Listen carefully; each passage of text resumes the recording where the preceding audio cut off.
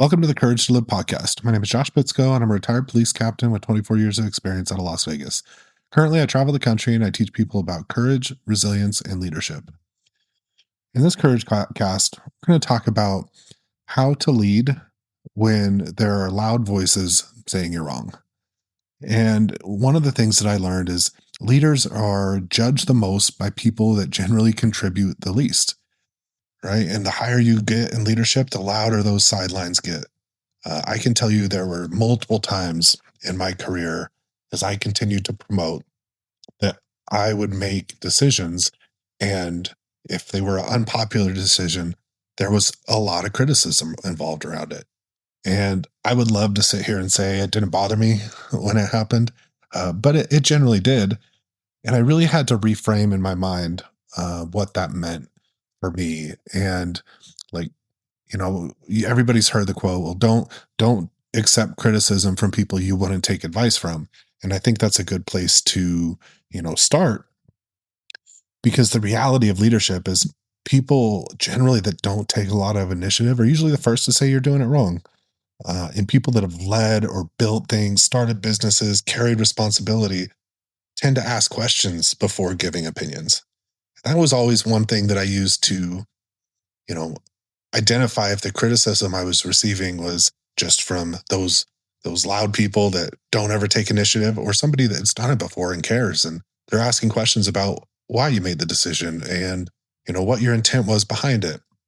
Those are generally the people that are trying to help because they're curious and they're trying to understand why you did it, what are all the factors that go into play. Every meaningful decision that you're going to make in leadership will upset somebody. And a lot of times it's because you're upsetting the status quo.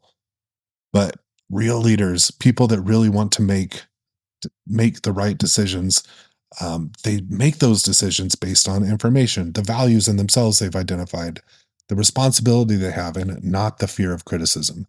Because I have been put in positions where I know I need to make this decision. I know I need to make this change.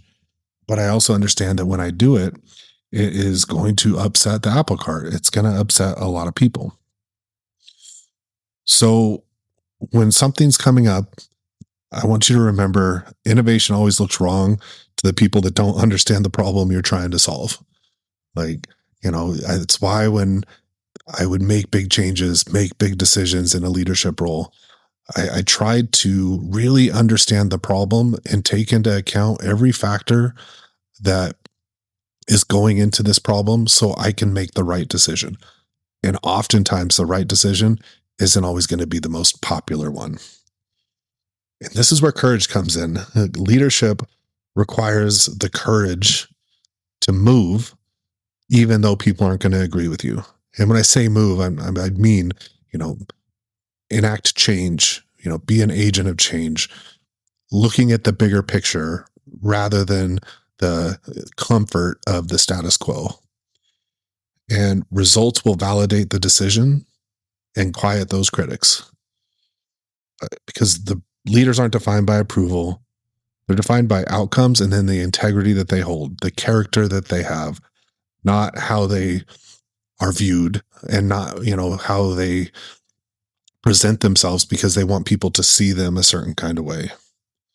So remember this, filter feedback by credibility, not just how loud it is. Standing firm in your decisions that serve the mission and the people that you're leading. Keep moving and ignore the loud noise coming from the sidelines, because again, those are the people that don't take the initiative. Those are the people that aren't taking the test to promote, that aren't putting themselves in those positions that require risk.